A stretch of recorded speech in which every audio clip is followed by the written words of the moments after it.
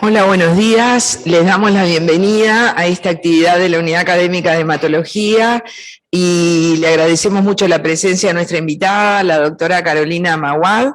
Voy a presentar a la doctora Sofía Grille, profesora agregada de la cátedra, quien va a coordinar esta actividad. Así que esperamos que les sean de mucho provecho. Y bueno, a los que están acá en Uruguay nos da lástima que no estén acá, porque además tenemos un riquísimo café que nos está invitando el laboratorio Gramón Mago, así que a quien también le damos las gracias por esta posibilidad. Así que, Sofía. Sí, porque hay que aceptar. Hola, buenos días. Bueno, vamos a comenzar la actividad. Voy a presentar a la doctora Carolina Maguad, que ella es médica especialista de Clínica Médica y Hematología, doctora en Ciencias Biomédicas, tiene un máster en linfoma, es médica de la planta del Servicio de Hematología del Hospital Alemán. Es miembro de la subcomisión de linfoma de la Sociedad Argentina de Hematología y miembro de la comisión directiva del Women in Linfoma. Así que bueno, le damos la bienvenida y muchas gracias, Carolina, por participar. Vamos a dividir la charla en dos partes. Una primera parte sobre leucemia linfoide crónica y vamos a presentar un caso clínico, y posteriormente sobre linfoma del manto. Así que bueno, te doy la palabra, Carolina, y si querés compartir pantalla. Bueno, buenísimo. Muchísimas gracias. Gracias al laboratorio, a ustedes por la invitación. Para mí es un honor. También lamento no estar en Uruguay, que es bellísimo. Así que, bueno, la idea es que sea una charla lo más interactiva posible. Así que si tienen deseos de interrumpir y hacer preguntas, encantado. La idea, como la molécula por ahí no está todavía en Uruguay, es más allá de dar los datos de investigación, eh, eh, ejemplificar quizás en qué forma uno elige o dirige el tratamiento de los pacientes a partir del surgimiento de nuevas estrategias terapéuticas. Bueno, entonces la idea es hacer un abordaje integral del paciente y la decisión terapéutica, tanto en el LC como en manto, teniendo como premisa el rol de los inhibidores de Bruton tirosin quinasa. Estos son mis conflictos de interés. Bueno, lo que nosotros sabemos es que la mayoría de las guías actuales posicionan los IBTK en primera línea, ya sea solos o en combinación con anti-CD20, quedando la inmunoquimioterapia en escenarios muy puntuales. Por ejemplo, pacientes jóvenes con LLC mutada que son aptos para tratamiento intensivo. El FCR es un esquema que uno puede utilizar y muchos pacientes logran supervivencias libres de progresión muy prolongadas, incluso algunos pacientes no han recurrido. También hay mayor oferta de esquemas libres de quimioterapia, entonces eso obliga a que uno elija esa primera línea en función del paciente que va a tratar. Y ahí tenemos diferentes variables en la elección de la primera línea. El paciente en sí, cuál es el acceso que tengo yo al fármaco, cómo conozco el manejo de ese fármaco, que es fundamental, porque muchas veces el surgimiento de eventos adversos que uno no sabe manejar hace que disminuyamos la eficacia del tratamiento. ¿Cuál es mi objetivo? Es fundamental. No va a ser el mismo el objetivo en una persona joven que en una persona añosa o frágil. Los costos, y por supuesto no está ahí, pero es muy importante el deseo del paciente. Por eso tenemos que hacer un diagnóstico correcto para poder valorar cada paciente individual y su riesgo y definir en cada escenario clínico cuál va a ser mi objetivo. Tenemos una herramienta que es importante, y si uno tiene la posibilidad o aún no la tiene, está muy bien desarrollarla porque nos ayuda a tomar decisiones, que es el CELELEIPI. Fíjense que a partir del conocimiento del estatus de mutación de P53 o de lesión de 17.3, el estatus mutacional de las cadenas pesadas, la beta-2 microglobulina, el estadio clínico y la edad, construimos un score donde se separan claramente distintas poblaciones. Fíjense que los pacientes de riesgo bajo o intermedio tienen supervivencias libres de progresión muy prolongadas, pero los pacientes de muy alto riesgo van a morir de LLC en un lapso de 5 años en gran proporción. Y fíjense que riesgo alto lo conseguimos si tenemos estatus mutacional no mutado, y aberración de 17P, ya tenemos 6 puntos, caemos en alto riesgo, y si es una persona mayor o tiene un estadio avanzado, ya pasa a ser de muy alto riesgo. Entonces estas variables, que son variables de laboratorio, impactan significativamente en el pronóstico de los pacientes. Como ejemplo les pongo las guías del NCCN. Fíjense que en pacientes que no tienen aberraciones de P53, ya sean mayores de 65 o menores con comorbilidades, los regímenes preferidos son libres de quimioterapia, ya sea monoterapia con acala o ibruti, en combinación con obinutuzumab a elección, venetoclax ovinu, zanubrutinib, que en este caso la aprobación de zanubrutinib es para pacientes que no toleran otros IBTK. En menores de 65 años, fíjense que también la preferencia son esquemas libres de quimioterapia, sin embargo, tener presente, como les mencionaba, el grupo que tiene estatus mutacional mutado, es joven y apto, FCR puede ser una opción. En los pacientes de segunda línea que recaen con este mismo riesgo, nuevamente están los esquemas libres de quimioterapia como esquemas de primera elección, y vamos a combinarlos en función de lo que el paciente haya recibido previamente y en función de la respuesta y tiempo al requerimiento de tratamiento que ha tenido cada paciente individual. Sin embargo, en los pacientes que tienen aberraciones de P53 o de lesión de 17P, no hay ningún lugar para la inmunoquimioterapia. En el escenario de pacientes recaídos refractarios, nuevamente libres de quimioterapia y combinando en función de lo que ha recibido el paciente previamente.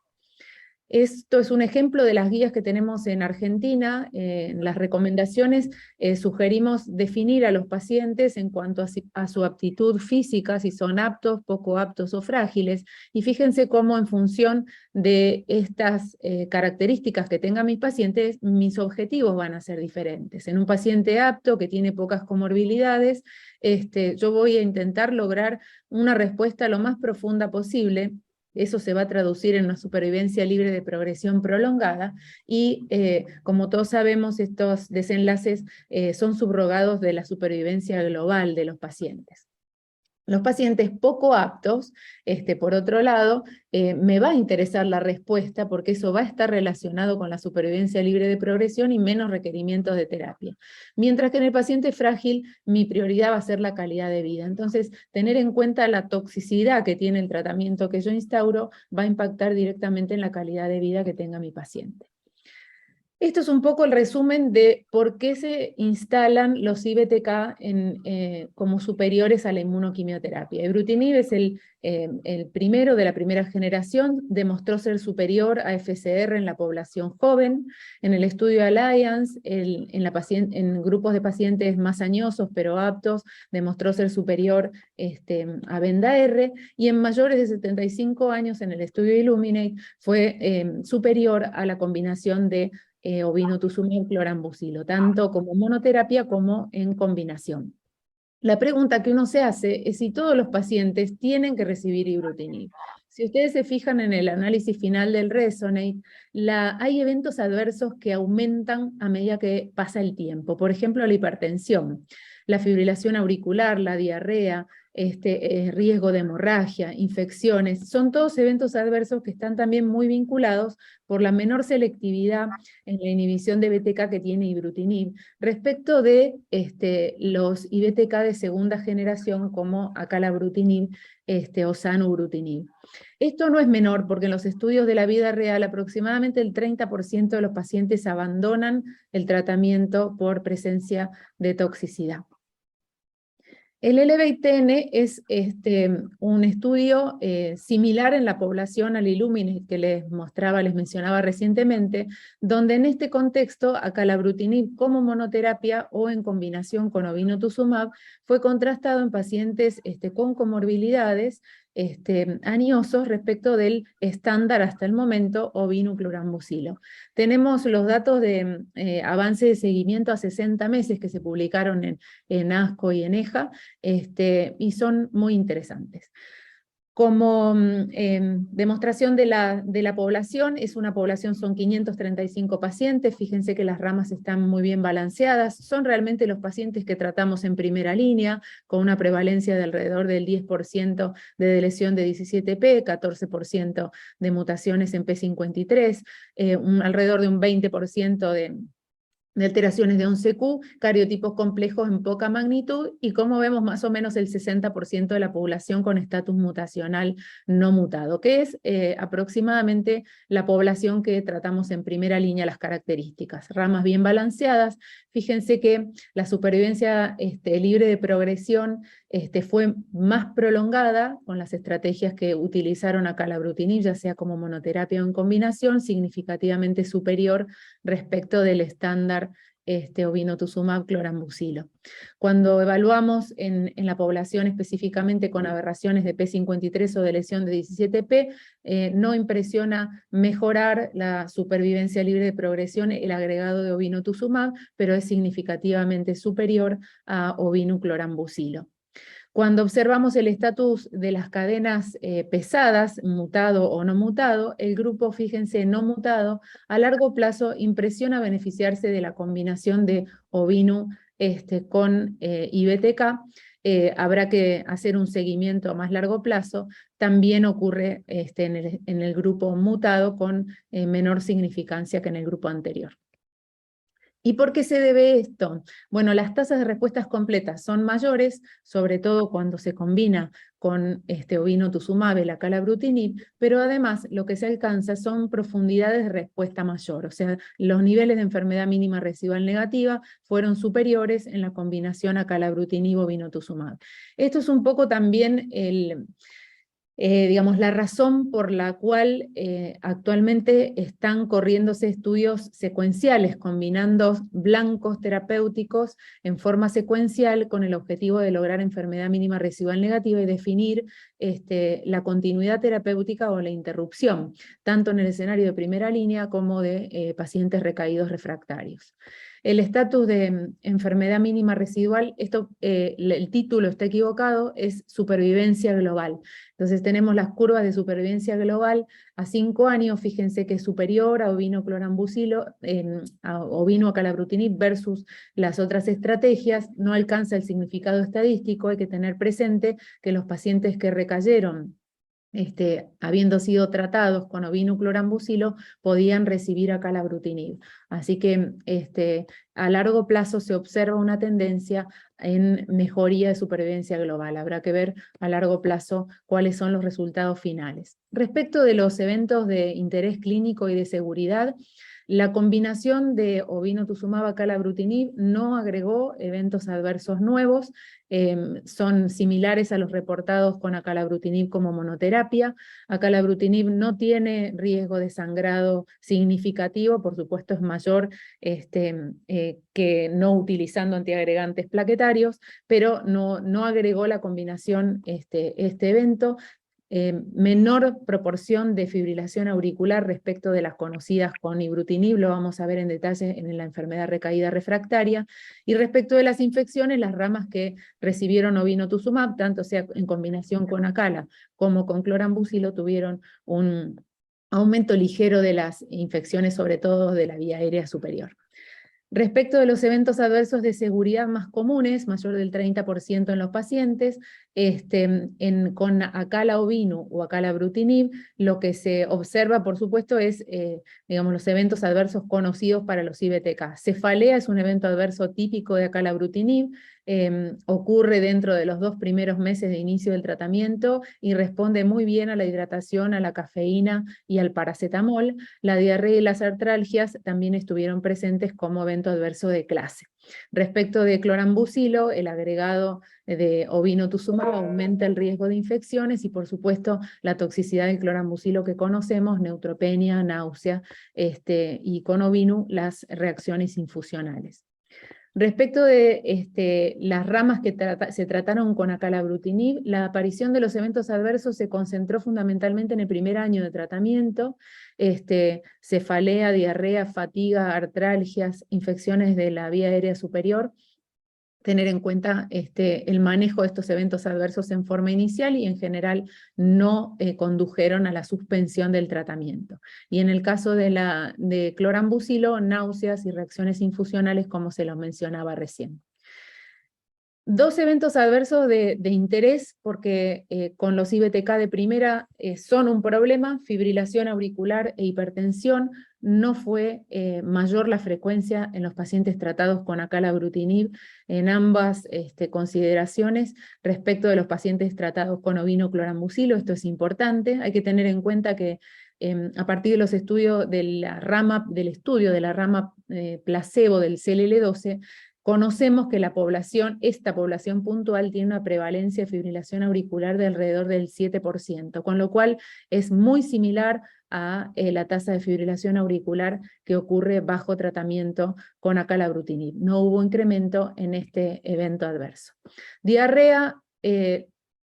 Ambos fármacos provocan diarrea. Fíjense que los primeros meses de tratamiento con clorambucilo, que son los primeros 6 meses, hay diarreas, luego disminuye, esta diferencia no es significativa, lógicamente porque se interrumpe el clorambucilo. Y respecto de hemorragia, este no es un evento adverso asociado al clorambucilo, con lo cual es claramente menor que las ramas que utilizaron acalabrutinib.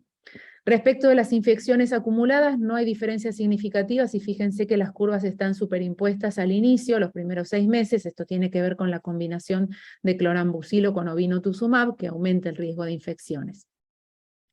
La segunda propuesta que tenemos para primera línea en pacientes con tratamiento libre de quimioterapia, y en este mismo escenario de pacientes con comorbilidades, son los datos que nos aporta el ensayo CLL14. El CLL14 combina venetoclax ovinotuzumab durante 6 ciclos, más 6 ciclos continuados de venetoclax en dosis plena, con un tratamiento finito a 12 meses.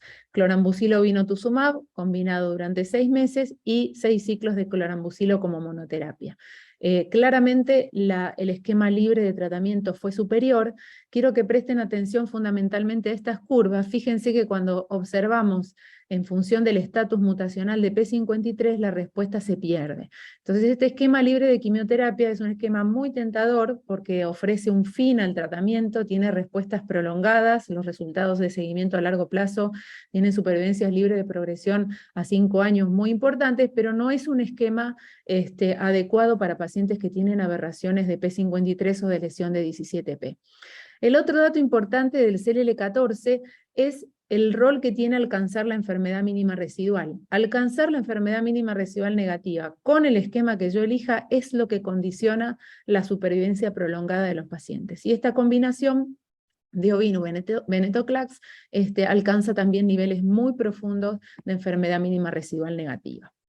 Bueno, teniendo esta información, lo que les presento es un caso clínico, dos en realidad, de cómo y por qué uno elige y qué evidencia tenemos para elegir un esquema por sobre el otro, ya que no tenemos comparación cabeza a cabeza de esquemas libres de quimioterapia en primera línea. Este es el caso de una mujer de 56 años, joven, sin comorbilidades, tenía antecedentes de migraña clásica, pero sin eventos desde la menopausia, utilizaba ansiolíticos y zolpidem como única medicación. En 2018 se hizo el diagnóstico de una LLS clásica con estatus mutacional no mutado. En ese momento el FISH para el 17P fue negativo.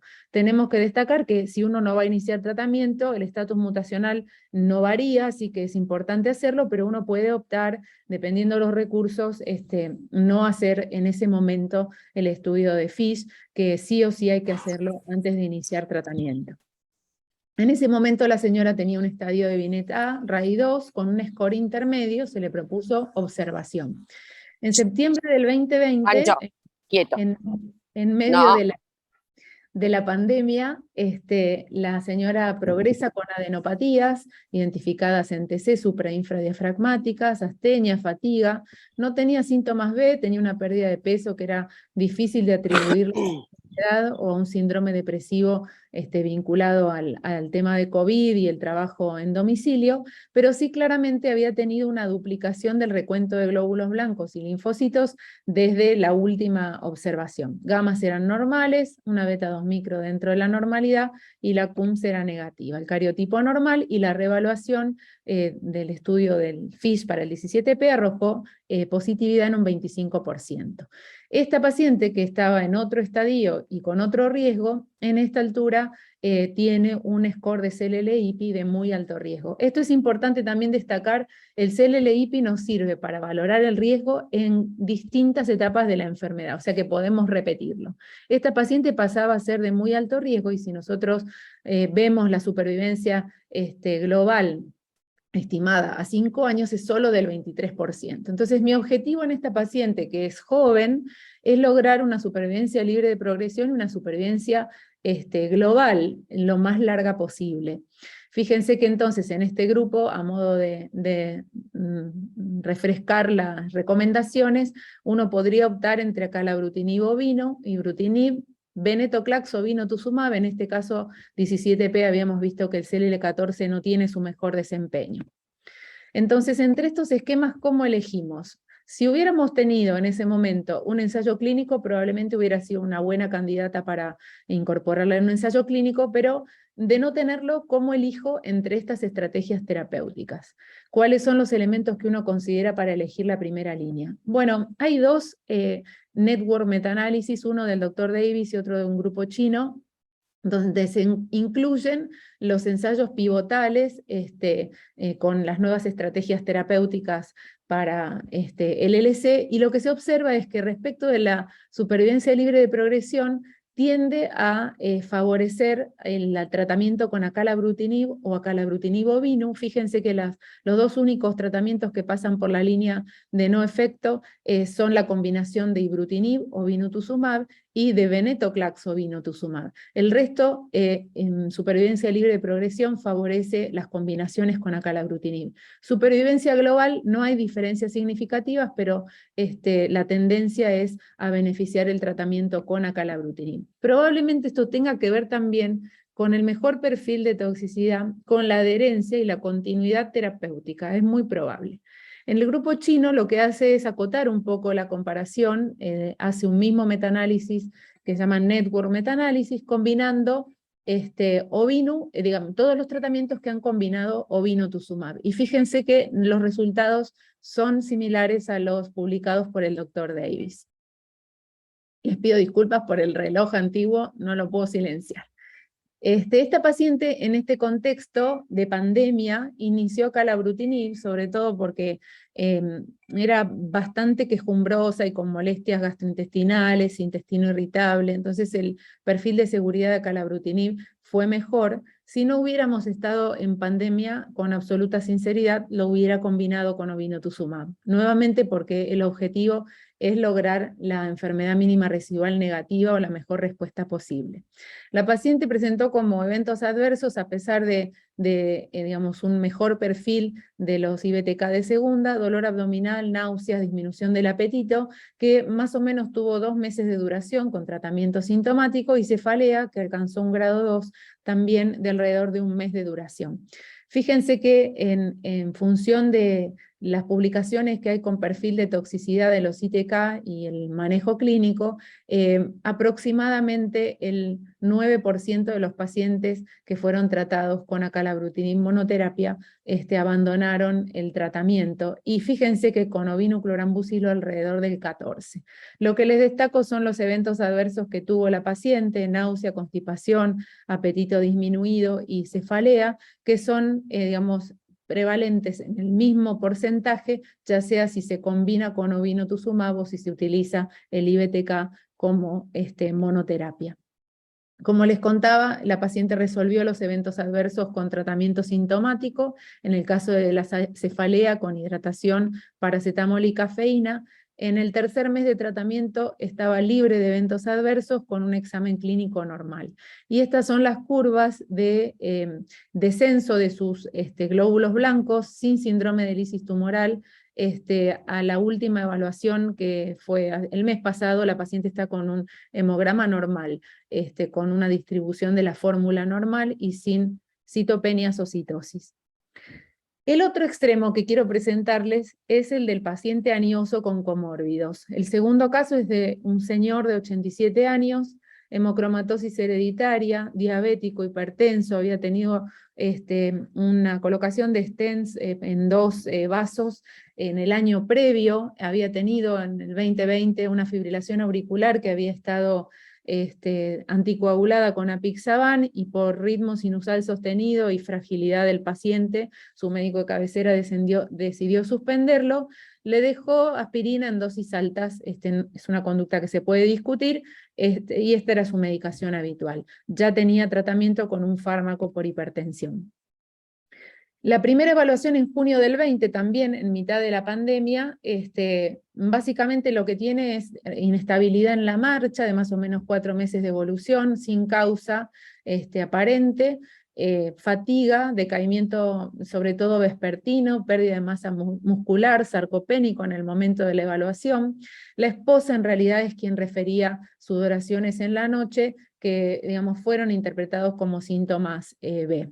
Esto ocurría en forma intermitente. El examen clínico no arrojaba ningún dato positivo, sin embargo una placa de tórax mostró un ensanchamiento mediastinal. En el examen de laboratorio llamaba la atención 50% de linfocitos, pero sin leucocitosis, con una función renal normal y eutiroideo. La tomografía entonces que se realizó mostró conglomerados adenomegálicos, y el estudio de PET mostraba una masa voluminosa con unidades SUV de 12, a nivel supraclavicular también algunas adenopatías, tenía anemia, linfocitosis, 50% de linfocitos, sin linfocitosis real, una LDH normal, una beta 2 micro elevada con una función renal normal, no tenía inmunoparencia ni paraproteína.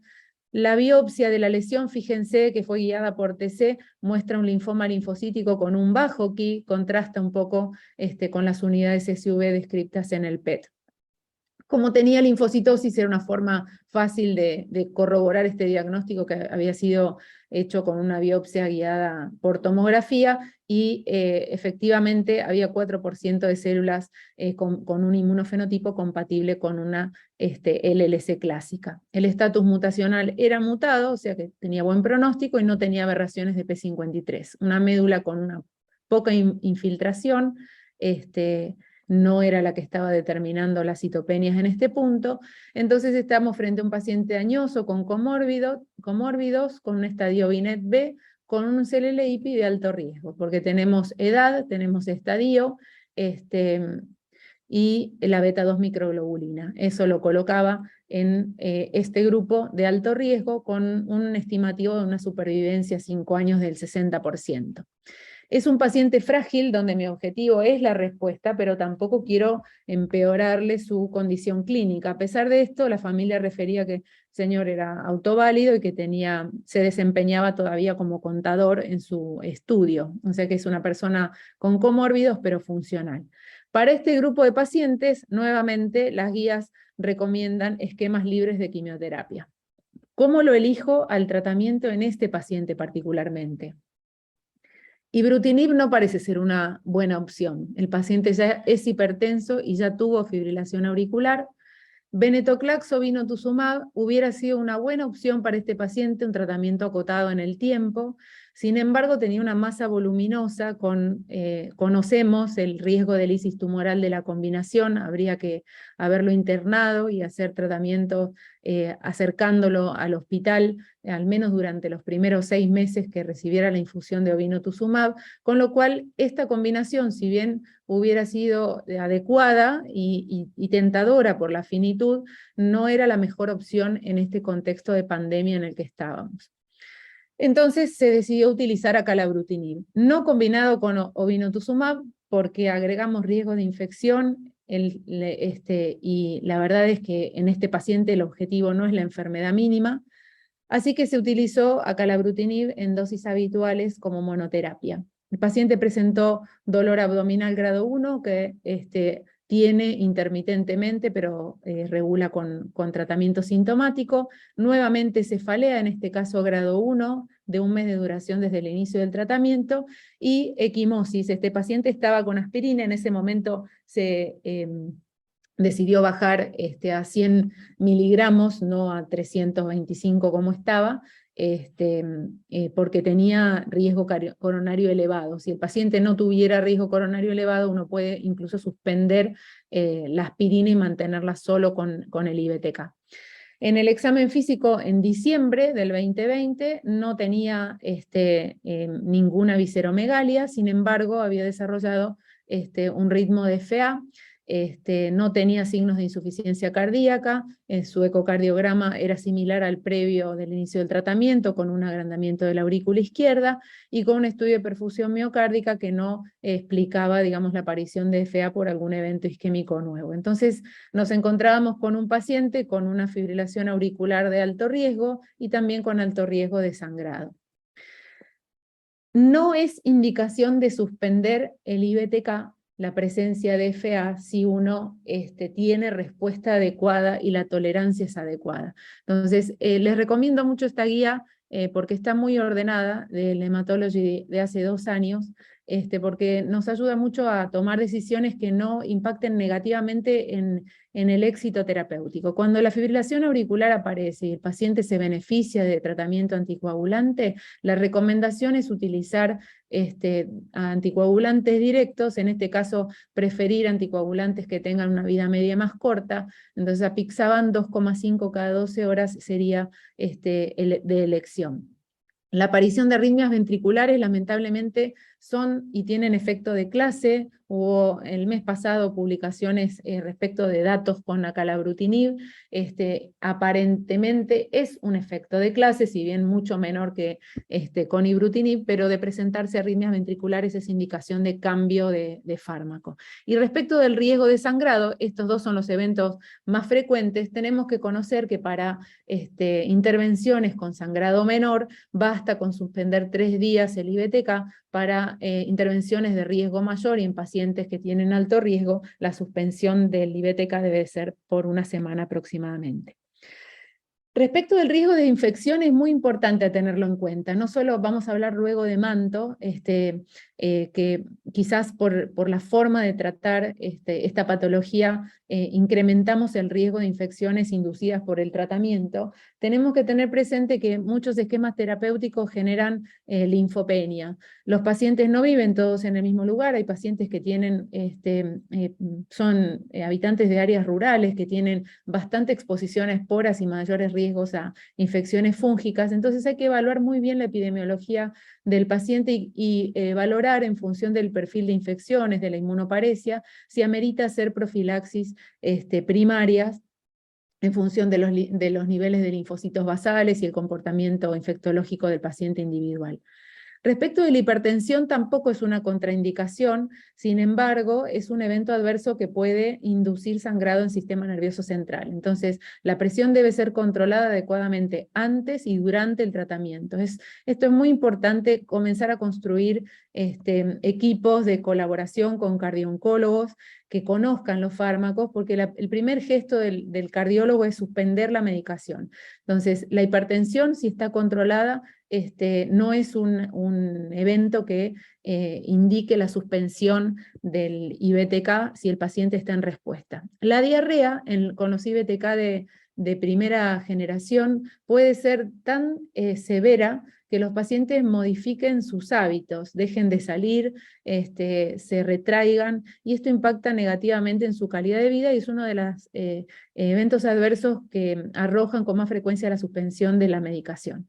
Fatiga, artralgias y mialgias, muy difícil de manejar, a veces con antiartrósicos, si son eventos adversos grado 1 o 2, pueden controlarse. En el caso de los IBTK de segunda generación, esta prevalencia es mucho menor y es un gran beneficio en el perfil de seguridad de esta medicación. Y cefalea, que los marco aquí, básicamente es importante saber que es autolimitada a la primera etapa del tratamiento y hay que explicárselo al paciente y darle las indicaciones incluso antes de que la cefalea aparezca, porque puede ser grado 2 o 3 incluso, y el paciente viene a la consulta y dice no quiero tomar más esta pastilla, que casi siempre ocurre cuando uno no lo advierte previamente y no le da las indicaciones de manejo adecuado. Este señor entonces inició anticoagulación con apixaban, se suspendió el tratamiento antiagregante porque tenemos el efecto antiagregante de la acalabrutinib, no se modificó la dosis de la acalabrutinib, no está indicado reducir la dosis frente a este evento, y luego de 4 meses tenía una respuesta muy significativa con reducción del 70% de la masa voluminosa. Actualmente tiene 32 meses de tratamiento continuo, con muy buena tolerancia, no tuvo eventos adversos y no tuvo complicaciones de sangrado a pesar de la anticoagulación.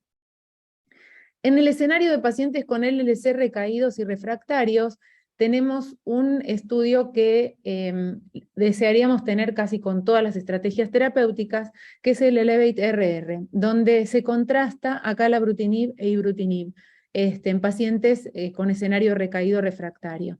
Se estratificaban en función del estatus de P53, de su performance status y del número de terapias previas. Esta curva habla mucho más que todas las palabras que yo pueda decir. Los tratamientos son iguales en eficacia. Entonces, estamos tranquilos que IBTK de primera y de segunda cumplen el mismo rol y tienen la misma eficacia en el manejo de los pacientes recaídos refractarios. Por otro lado, los objetivos secundarios, lo que vemos es que ninguno de los tratamientos alcanzó la mediana de supervivencia global, la incidencia de infecciones fue comparable, no es que uno es mejor que el otro, y tampoco hubo diferencias en cuanto al grupo que transformó a síndrome de Richter. Sin embargo, respecto de otros eventos adversos comunes que estuvimos hablando recientemente, sangrado de cualquier tipo, diarrea de cualquier grado o artralgias de cualquier grado, ibrutinib fue peor que acalabrutinib. ¿Y qué pasa cuando el paciente es intolerante? ¿Puedo yo cambiar, por ejemplo, de un IBTK de primera a segunda? Sí, hay varias publicaciones, me parece muy gráfica esta torta, donde en pacientes en quienes había un evento adverso limitante, se rotó, porque estaban en respuesta y se beneficiaban, acalabrutinib, y fíjense que 72% de los pacientes no recurrieron en su evento adverso, un 13%, ya estamos casi cercanos al 90%, fue de menor grado, y solo un 11% permaneció con el mismo grado de evento adverso referido. Entonces tenemos opción de disminuir la toxicidad cuando el tratamiento es eficaz, rotando de un IBTK de primera a segunda generación. También conocemos todo lo que hacemos oncología, que cuando exponemos a pacientes a tratamiento seleccionamos clones que serán refractarios a ese tratamiento previo, eventualmente responderán, pero van a seleccionar nuevamente clones, y esta sucesión de selección clonal es la que termina desencadenando la transformación de Richter, fundamentalmente cuando se adquieren aberraciones en P53, en el MYC, en Notch, que conocemos son todas aberraciones de mal pronóstico en la LLC. Entonces, en sí, la presencia de TP53 o de lesión de 17P es lo que condiciona la mala sobrevida de estos pacientes. Si ustedes, por más que no se pueden comparar, ponen uno sobre otro, estas curvas son prácticamente con la misma pendiente. La presencia de P53, independientemente con la estrategia terapéutica que elija, es lo que condiciona el mal pronóstico de este grupo. Cuando el paciente progresa bajo ibrutinib, yo tengo opciones de rescatar un grupo con venetoclax. Las respuestas globales van a ser del 65%, pero fíjense que las respuestas completas son muy bajitas, y la mediana de progresión está cerca de los 18 meses. Lo mismo ocurre cuando la primera línea elegida fue venetoclax, vamos a tener respuesta si rotamos a IBTK, pero van a ser respuestas más cortas en el tiempo. Entonces, para resumir las opciones terapéuticas en pacientes con reciente diagnóstico, podríamos tener ibrutinib monoterapia indefinido, acala mono indefinido, venetoclax ovino durante 12 meses en una población puntual, inmunoquimioterapia en este pequeño grupo que lo hablamos, y empezar a tener presente el concepto de enfermedad mínima residual, que en los estudios actuales es un poco lo que está guiando la secuenciación e intentar la curación y eventualmente acotar los tratamientos, ¿no? Así que en el futuro todos estos ensayos en curso seguramente van a motivar a cambios de paradigma. No es un objetivo en la práctica clínica actual alcanzar la enfermedad mínima residual, pero tener presente porque creo que a corto plazo lo será. Entonces los desafíos actuales en el tratamiento de primera línea: correcto diagnóstico. Este pie con el que comenzamos es fundamental. Si no contamos con las pequeñas cositas importantes para establecer el CLL-IPI, hay que tratar de desarrollarlas, porque eso impacta en los costos. Cuando uno inicia un tratamiento que no corresponde porque desconoce la situación del paciente, es dinero que se invierte en un recurso de salud que va a fracasar. Correcta valoración del riesgo, porque si yo no doy el tratamiento que corresponde al paciente en función de su riesgo y de su performance, tampoco voy a lograr el objetivo. Definir este objetivo terapéutico y adecuar este tratamiento al paciente individual, a sus comórbidos, al contexto epidemiológico, al perfil de toxicidad del tratamiento elegido. Todo esto va a impactar en el resultado. Y sobre todo, conocer los eventos adversos, porque va a depender de cómo nosotros manejemos esas toxicidades, de la adherencia que el paciente tenga, sobre todo si elijo un tratamiento continuo, y esto va a estar directamente relacionado con el éxito que tengamos. El futuro está en los ensayos en curso, que realmente creo que nos van a cambiar el paradigma en unos pocos años, y esto es todo del LLC. Creo que tenemos un caso para discutir. Voy a dejar de compartir la pantalla como para que lo podamos ver. Muchas gracias por la atención. Bueno, muchas gracias, Carolina, muy buena la charla. Capaz que, bueno, contarte un poco cómo estamos en Uruguay con los fármacos. Nosotros tenemos disponibles las drogas, los inhibidores en Uruguay, el acalabrutinib en este año, pero solo tenemos financiación, digamos, por el Fondo Nacional de Recursos, que es quien nos provee los fármacos de alto costo, bueno, para rituximab con las combinaciones de inmunoquimioterapia, y tenemos ibrutinib solo para los pacientes con lesión de 17P en primera línea. Entonces, normalmente tenemos que, bueno, el paciente se lo tiene que costear o hacer un recurso de amparo.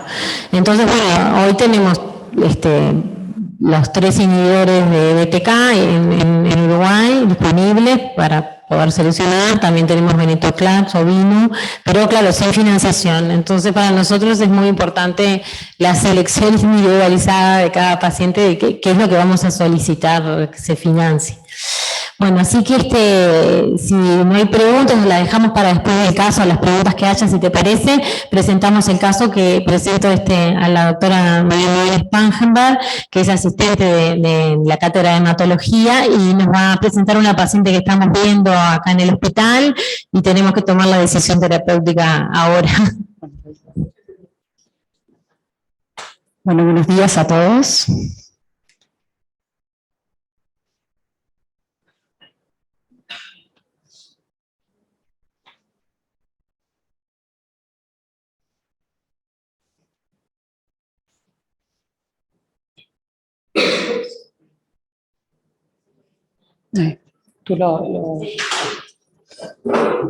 A ver si ahí me veo.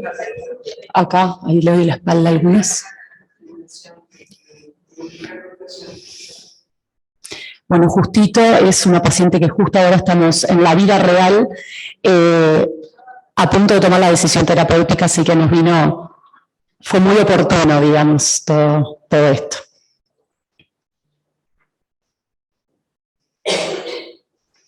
¿Ahí sí se ve?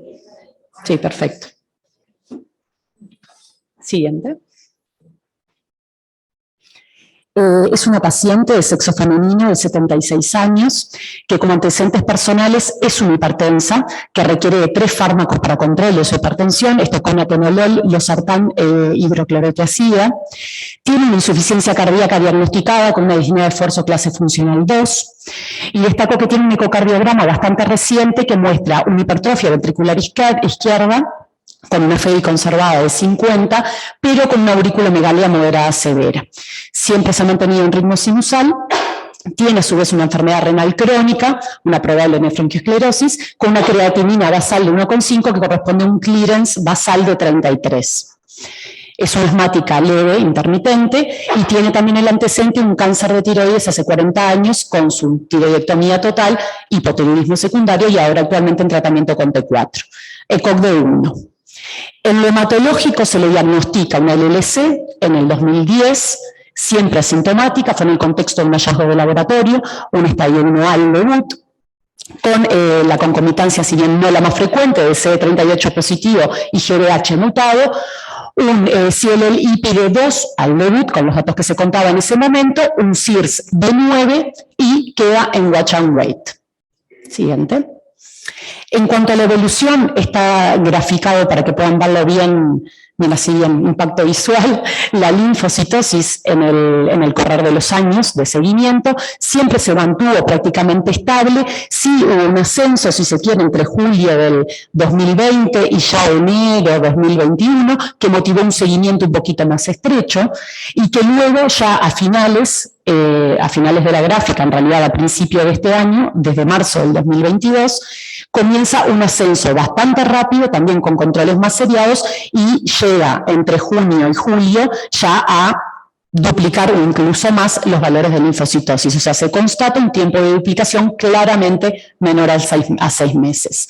Ahora, en la evolución ahora en julio, la paciente sigue asintomática. Del examen se destaca que tiene una hipocoloración de piel y mucosas, algunas pequeñas adenopatías bien clásicas, turmelásticas, siempre pequeñas, menores a 1 centímetro, sin visceromegalias y el resto clínicamente normal. Tiene un hemograma que agrega, independientemente del ascenso linfocitario, agrega una anemia que en su último hemograma es de 9,5. Resto normal. Bueno, una lámina, por supuesto, que confirma los hallazgos característicos, 94% de linfocitos de espectro maduro y las sombras de Gunning-Recht. Siguiente.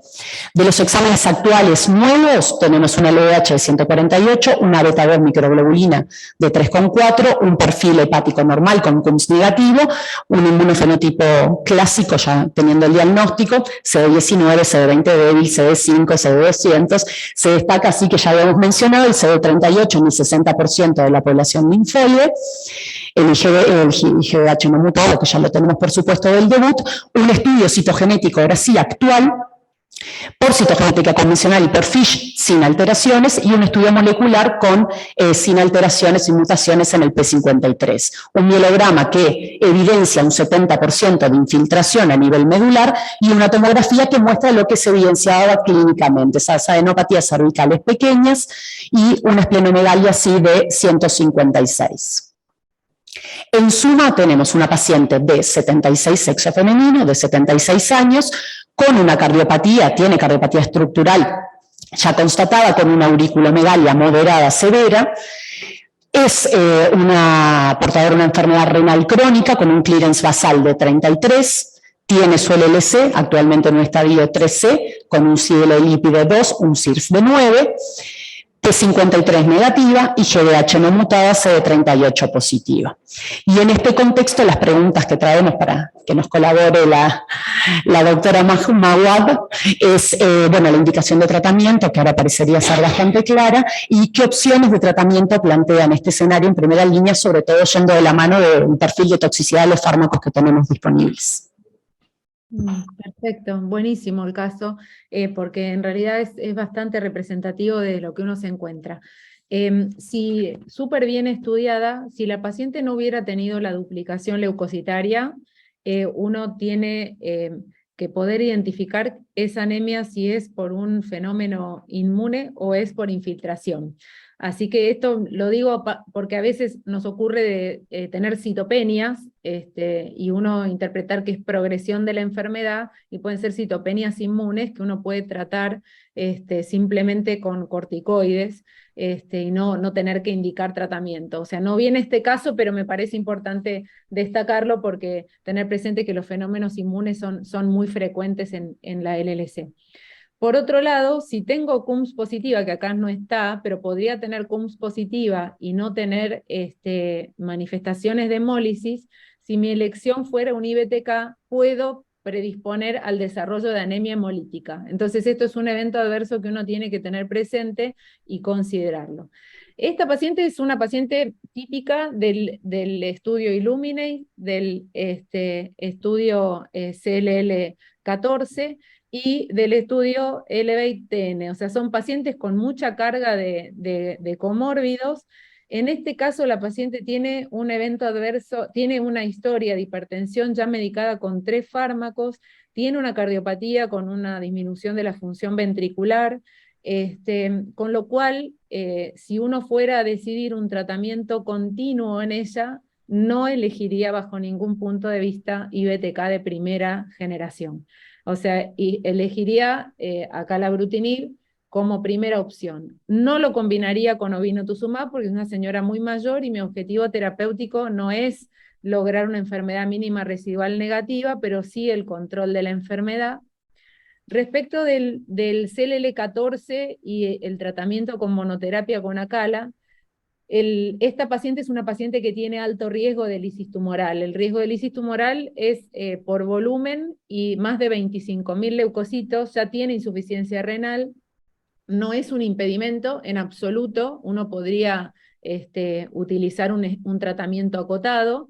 Hay que tener presente que el CLL14 utiliza como debulky el anti-CD20, entonces se da día 1, 2, 8, 15 y recién a partir del día 22 empieza el ramp-up de venetoclax en dosis de 20 miligramos, con lo cual con la profilaxis de lisis y con esta estrategia no hubo mortalidad en ninguno de los ensayos posteriores con la combinación. ¿Por qué lo planteo? Porque es una señora mayor que a lo mejor tiene tantas medicaciones que uno puede considerar que un tratamiento acotado en el tiempo es lo mejor para ella. O sea, no lo descartaría, uno tiene que poner en la balanza todo. Tiene un estatus mutacional no mutado. El estatus mutacional no mutado tiene una excelente respuesta con IBTK y con tratamiento continuo, tiene un poco menos de performance en los esquemas acotados en el tiempo. Entonces, en ella definitivamente no utilizaría ibrutinib y charlaría mucho en función de las comorbilidades, el acceso, el conocimiento del manejo de los eventos adversos, de utilizar una estrategia acotada como el CLL14 versus acalabrutinib en forma indefinida. Si tuviera que decidir hoy, yo creo que es una candidata para acalabrutinib monoterapia. Sería la primera opción para mí en ella. Pero cualquiera de las dos opciones es válida teniendo en cuenta estas cosas y el manejo de sus toxicidades individuales.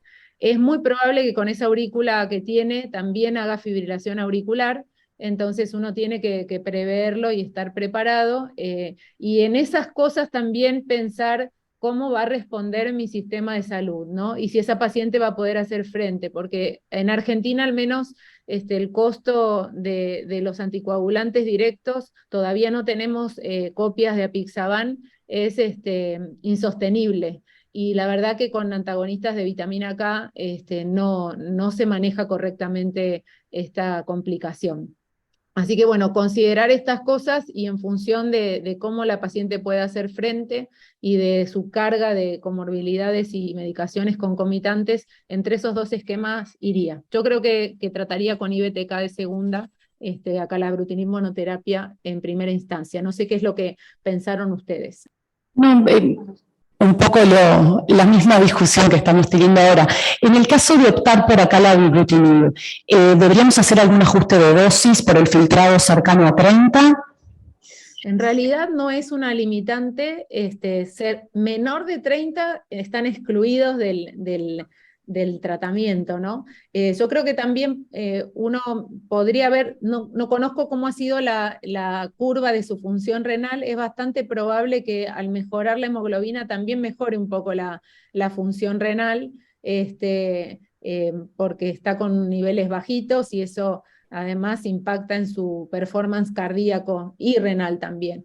Pero mientras no tenga un clearance menor a 30, no reduciría la dosis, no. Perfecto. ¿Alguna pregunta? Tenemos una pregunta aquí.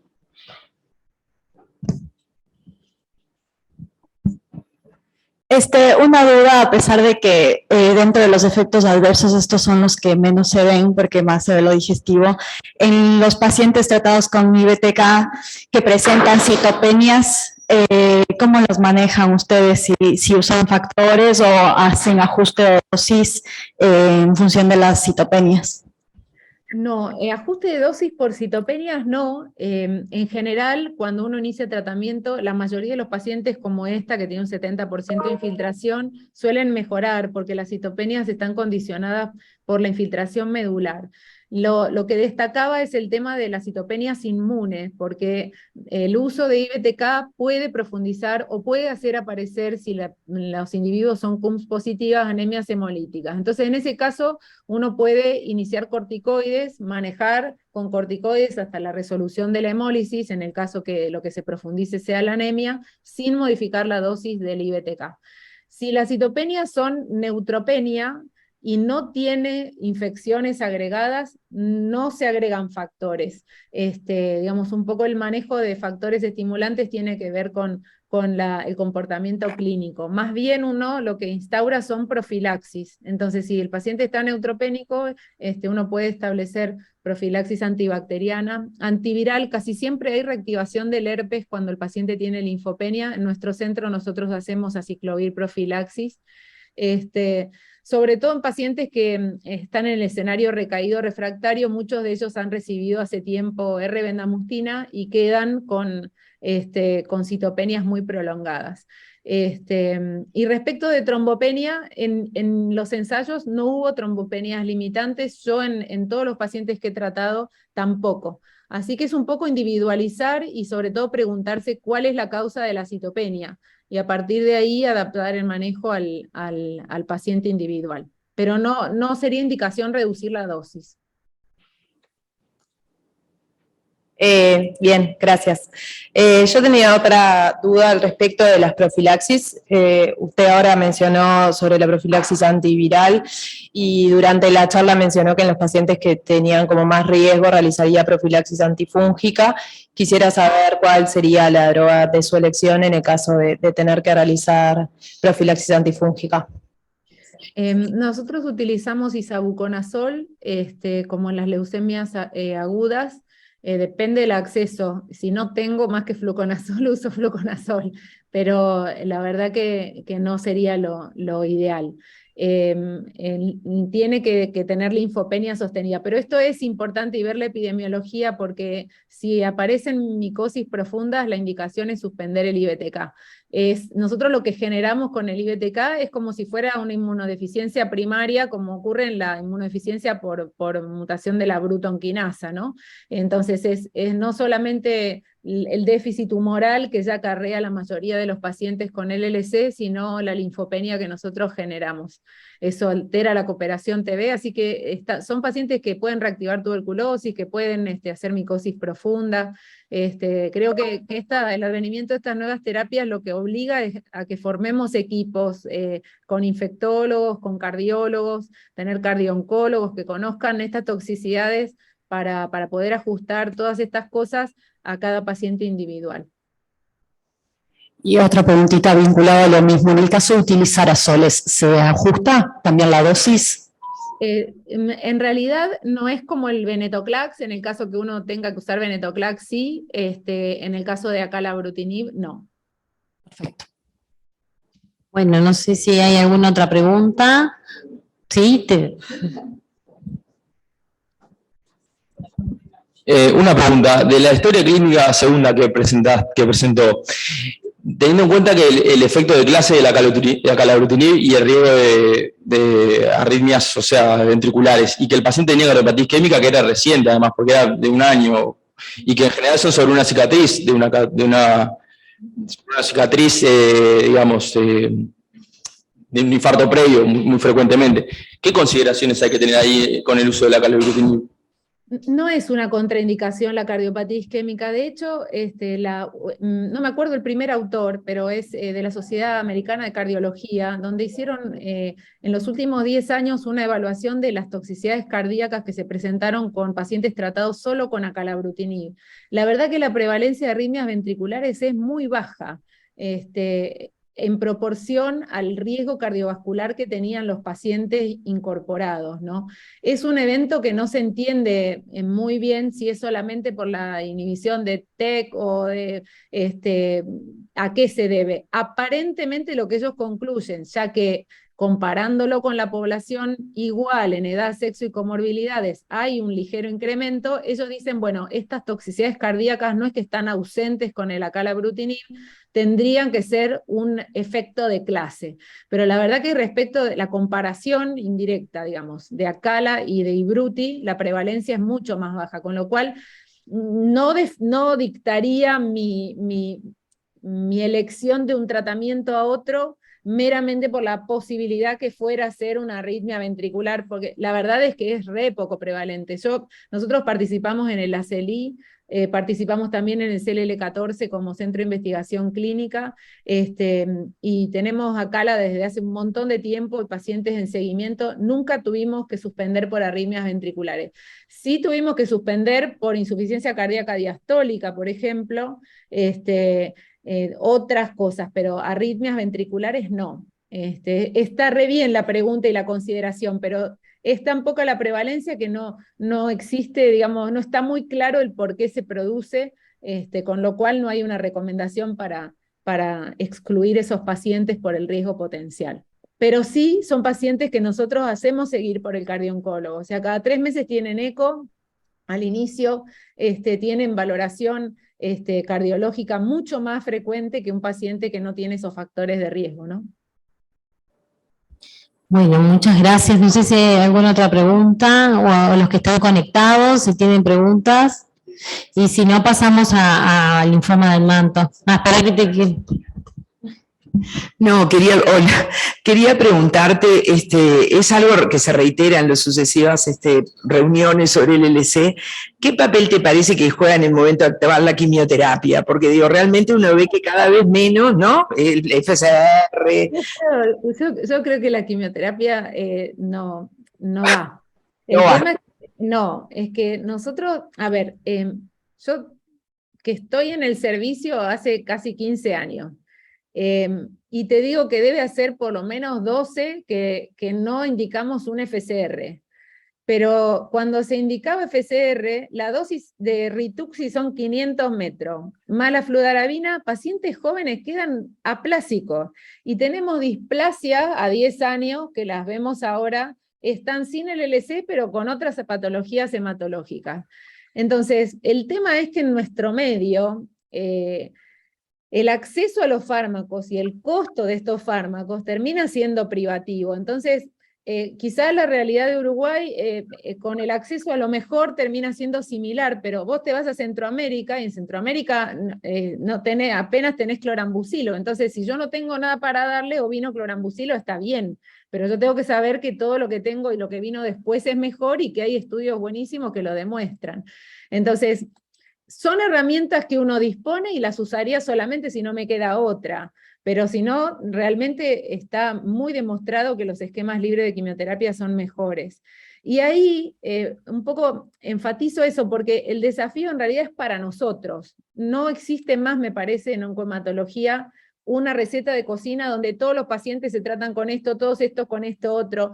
Es mucho de la muñeca de realmente tratar de adaptar el tratamiento, porque si yo no elijo bien el paciente para el tratamiento que le doy, el tratamiento puede ser buenísimo, pero yo puedo generar toxicidades que después impacten sí en la respuesta que tenga, porque no pueda sostener, porque tenga que hacer ajuste de dosis, porque tenga que estar cambiando.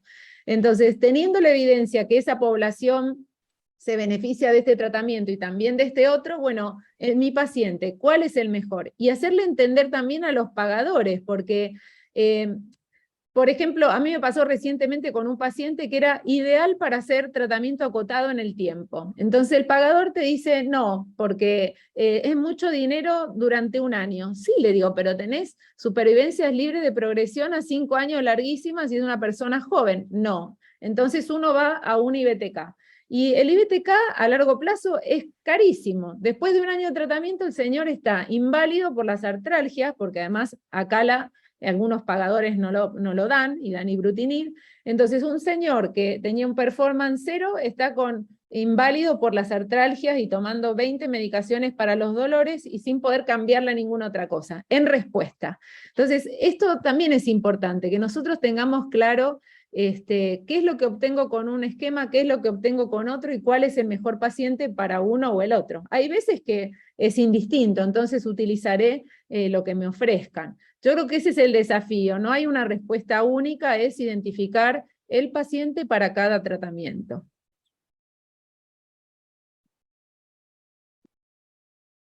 Ay, no te escucho. Excelente tu respuesta y además te quería destacar una cosa que vos dijiste desde el inicio, que es fundamental identificar al paciente, las comorbilidades y los objetivos terapéuticos para cada paciente. Eso me parece que es fundamental, como vos decís, personalizar la medicina y nuestro tratamiento en base a cuál es nuestro objetivo final en ese paciente, ¿no? Porque eso me parece clave. Por eso también la aplicación de los scores de comorbilidades es súper importante y siempre insistimos, ¿no? Me parece que hay que insistir en eso, en que uno adecuadamente al paciente. Bueno, nada más, muchas gracias y sigue Sofía para que pasen al otro tema. Bueno, si les parece, entonces comenzamos con la presentación de Manto. Sí, claro. Bueno, Manto es otro capítulo súper interesante en el que seguramente en muy poquito tiempo también vamos a tener cambios en los paradigmas. Hay muchísimas preguntas abiertas. ¿Cuál es la mejor estrategia en el manto que recae? ¿Cuáles son los beneficios de la inmunoquimio en el paciente recaído? ¿Cuáles son las ventajas y desventajas de las nuevas moléculas? ¿Por qué fallan los pacientes a la inmunoquimioterapia? ¿Qué hace que sean quimiorrefractarios?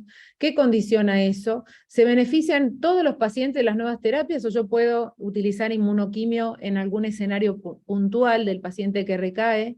¿Y qué herramientas tenemos para elegir el mejor tratamiento de los pacientes? Son todos realmente terrenos que no hay verdades, digamos, taxativas. Sabemos que el manto clásico es una enfermedad que no está mutada, que tiene expresión de SOX11 y que en general es una enfermedad agresiva con expresión tanto ganglionar como extraganglionar. Mientras que tenemos también la presencia de una presentación más indolente, que en general no es nodal, que es SOX negativa y que cuando analizamos el estatus mutacional de las cadenas pesadas tiene presencia de mutación y ese comportamiento es indolente. Entonces, cuando tenemos un manto, si tiene esta presentación, es muy importante que tengamos esta evaluación y conozcamos el estatus mutacional, porque va a conducir a mi decisión terapéutica individualizada. También sabemos que hay aberraciones citogenéticas y moleculares que son las que desregulan toda la respuesta al daño del DNA, eso favorece la progresión del ciclo celular, y esto va a estar acompañado de fenómenos epigenéticos, de resistencia a la apoptosis, de proliferación, que son los que condicionan la agresividad del manto y además la adquisición sucesiva de mutaciones progresivas. A pesar de que el manto responde bien a la inmunoquimioterapia, es una enfermedad que usualmente recae y se hace refractaria, y es por eso que la estrategia hoy es inducir, consolidar y mantener. Sin embargo, es una enfermedad que sigue siendo incurable.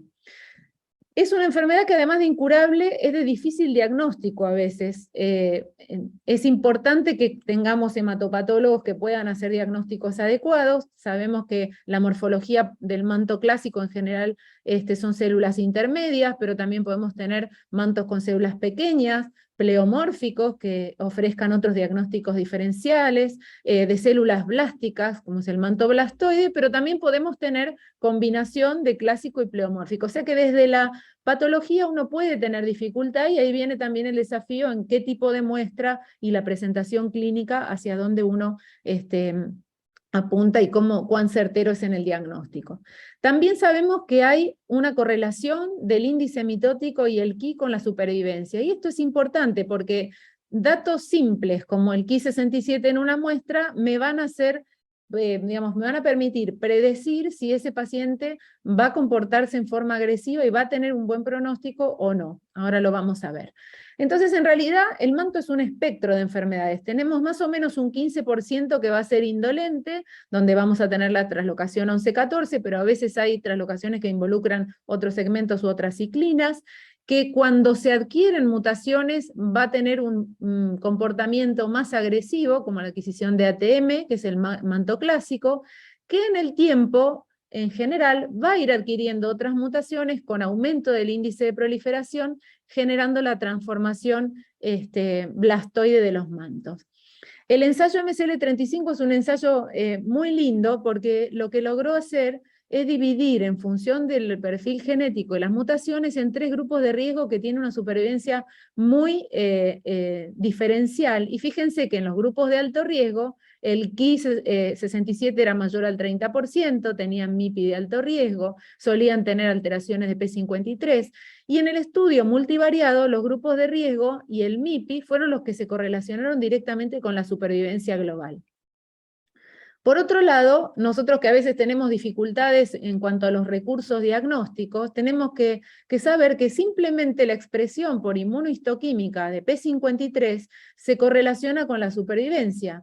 Un TP53 en más de 50% de las células positivas se asocia a un desenlace desfavorable en forma independiente del MIPI o del Ki que tenga ese paciente. Entonces esto es algo que nosotros lo tenemos que tener presente como concepto, y por ahí, para valorar mejor a nuestro paciente, pedírselo a los hemopatólogos.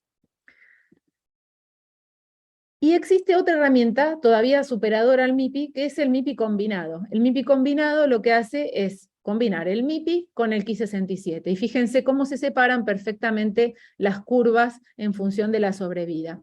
El doctor Reiling y colaboradores presentaron en EJA en 2020 cómo las poblaciones se separan en cuanto a la supervivencia, independientemente de si son jóvenes o viejos, en función de la morfología blastoide, el Ki más del 30% y las mutaciones de P53.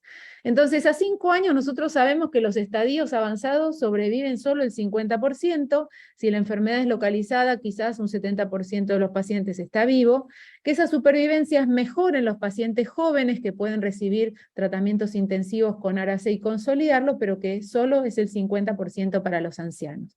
Cuando evaluamos qué variables están vinculadas a predictores de mal pronóstico, la presencia de síntomas constitucionales, un MIPI de alto riesgo, una LDH elevada, el Ki más del 30%, cariotipo complejo, morfológicamente la variante blastoide o aberraciones de P53, condicionan o determinan una enfermedad que se va a tener comportamiento agresivo.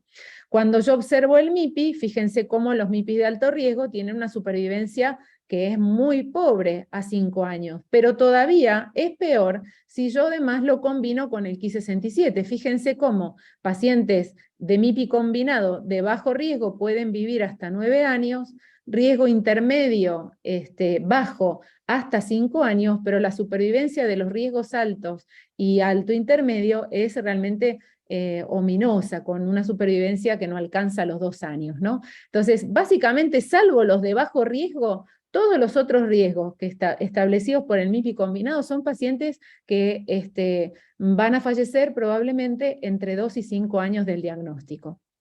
Sí sabemos que el tiempo de la primera recaída es fundamental. El evento POD24, tanto en folicular como en leucemia linfática crónica, como en manto, es importante. La recaída temprana tiene peor pronóstico. Y es una consideración importante, como lo vamos a ver un poquito más adelante, en qué estrategia utilizo yo para tratar estos pacientes.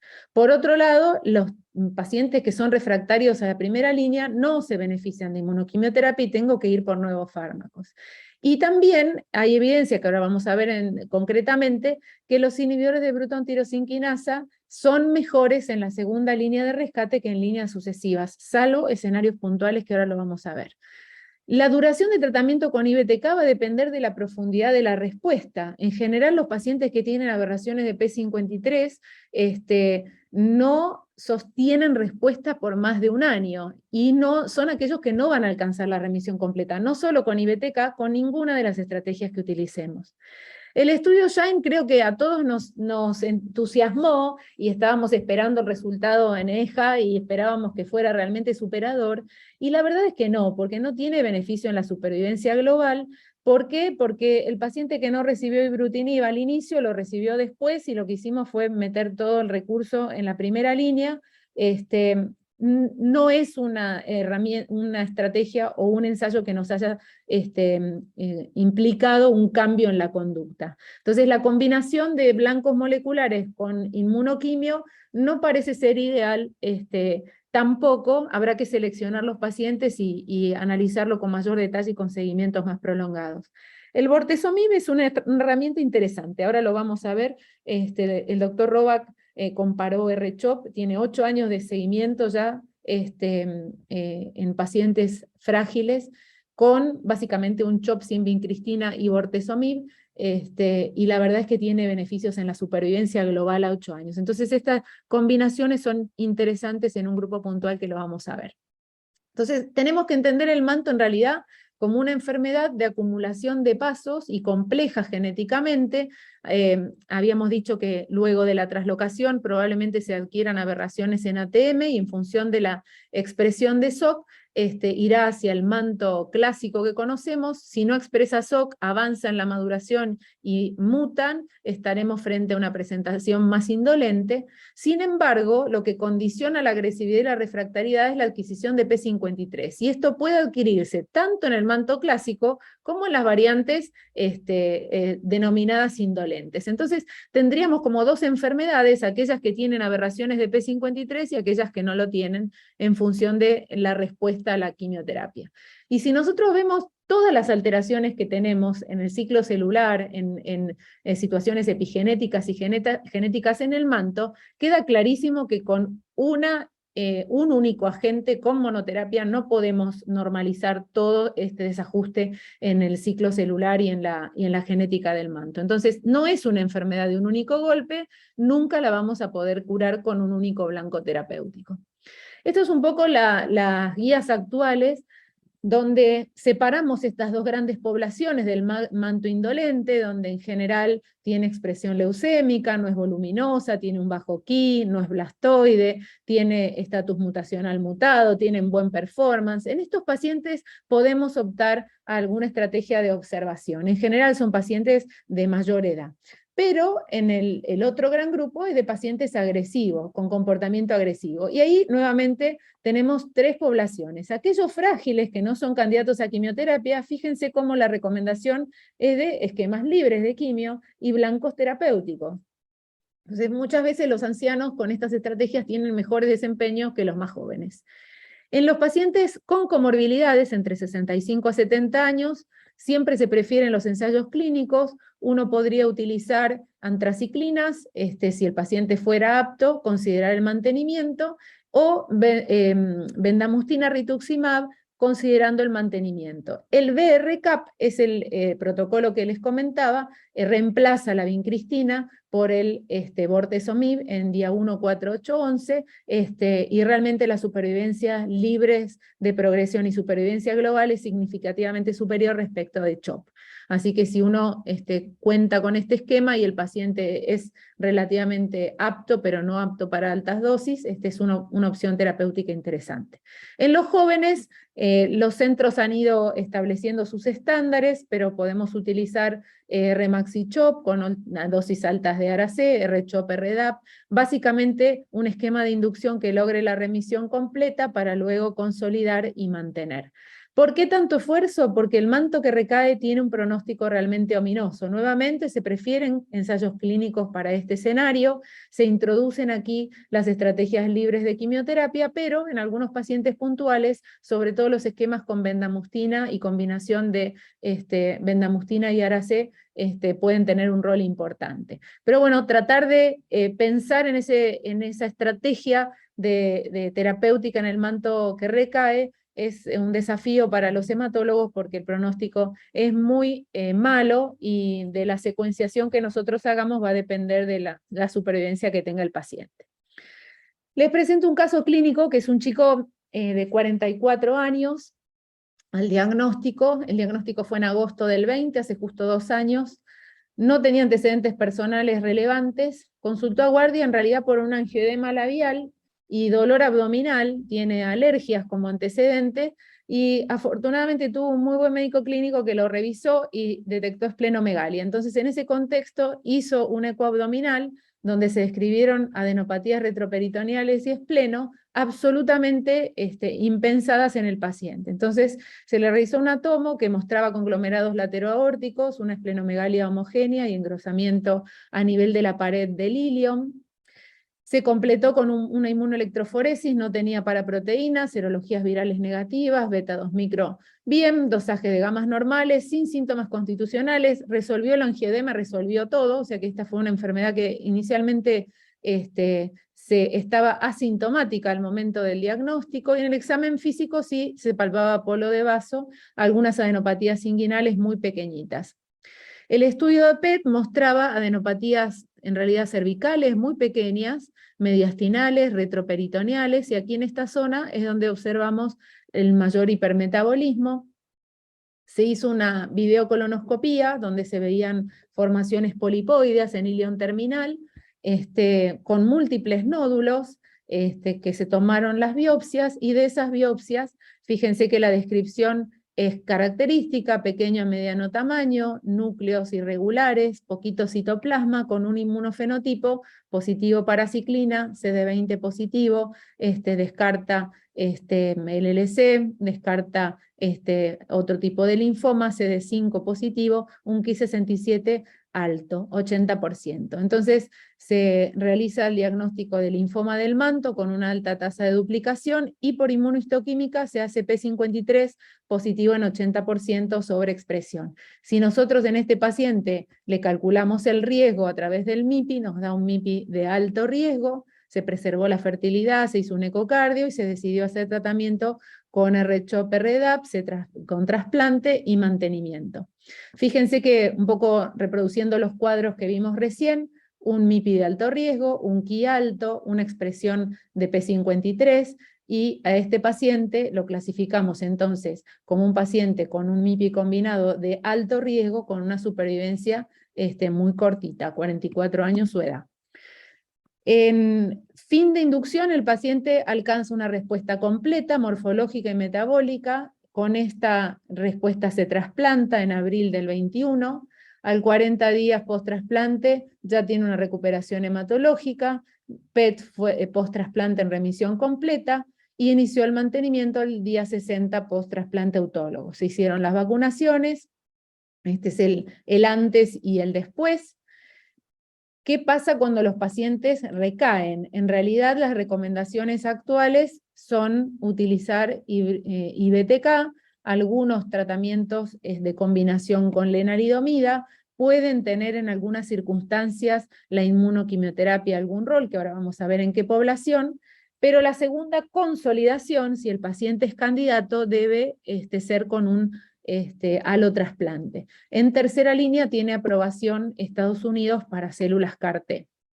Entonces, ¿por qué es clave la primera línea en realidad? Fíjense que lo que hablábamos es que lo que tratamos es de eliminar esta población. Con una inducción se hace un debulky, en ese debulky quedan células sensibles, pero va a haber células refractarias, que van a ser las seleccionadas con toda la inmunoquimio que nosotros demos y van a generar la recaída. Entonces, esas células son las que en realidad nosotros deberíamos tratar de erradicar y llegar a esa enfermedad mínima negativa, tratar de utilizar y mejorar las respuestas a estos niveles con blancos moleculares para eventualmente evitar esa recaída a largo plazo. Entonces lo que necesitamos en realidad son estrategias que combinen inmunoquimioterapia con nuevos agentes en primera línea probablemente. Los estudios iniciales con obinutuzumab realmente son impactantes. No sé si ustedes pudieron ver los resultados del estudio OASIS, tiene un seguimiento muy cortito, pero lo que hace es combinar obinutuzumab con IBTK y venetoclax. El 100% de los pacientes están vivos y libres de enfermedad a 18 meses en el seguimiento, y el único paciente que recayó no tenía P53. O sea, fíjense cómo esquemas libres de quimioterapia son muy prometedores y están ensayándose. ¿Y por qué es importante esto? Porque en realidad, si bien no está muy caracterizada la evolución luego de la recaída del manto, sabemos que las recaídas sucesivas van acortando significativamente la supervivencia libre de progresión, la supervivencia global de estos pacientes. La doctora Kumar publicó en el 19 una serie retrospectiva, pero es la más grande, 400 pacientes tratados en el Memorial, hasta entre el 2000 y el 2014, y fíjense cómo la supervivencia media coincide con lo que vimos recién en los scores, de alrededor de 10 años, la supervivencia libre de progresión a 4 años luego de la primera línea, pero las supervivencias luego de sucesivas líneas se remite a muy poquitos meses. Y las condicionantes, digamos, de la evolución desfavorable tienen que ver con que el manto recaiga precozmente, con que tenga una histología blastoide, con el que no se haya podido trasplantar, y que no se le haya ofrecido un IBTK en su segunda línea. Fíjense cómo el IBTK en segunda línea confiere un beneficio en la supervivencia respecto de aquellos que utilizaron otras estrategias en este momento. Entonces no habría consensos todavía sobre la mejor estrategia en el manto que recae, a pesar de que hay respuestas alentadoras, en realidad casi siempre son parciales y de muy corta duración, entonces esto es una necesidad clínica no cubierta. ¿Cuáles son los pacientes que recaen? La mayoría tienen aberración de P53, porque son aquellos que tienen MIPI de alto riesgo, MIPI combinado de alto riesgo, morfología blastoide, Ki67-30%, y que en general no llegan a enfermedad mínima residual ni antes ni después del trasplante, ni tampoco con las estrategias iniciales. Entonces, este grupo es el grupo que en definitiva está generando siempre la progresión.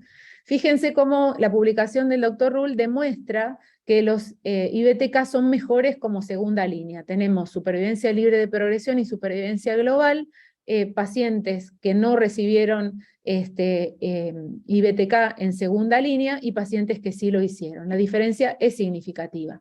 Respecto a calabrutinib, la evidencia que tenemos es a partir del estudio ACELI.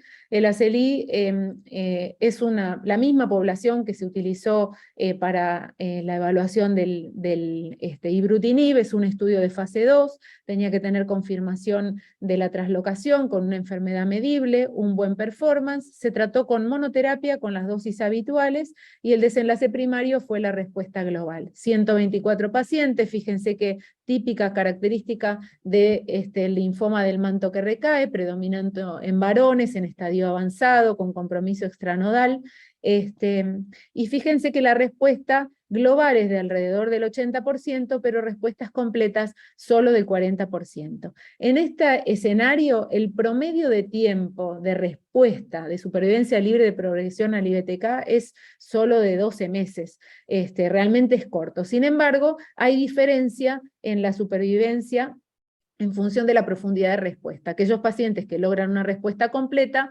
viven más a 20 meses alrededor del 80%, mientras que el 60% está vivo si la respuesta es parcial.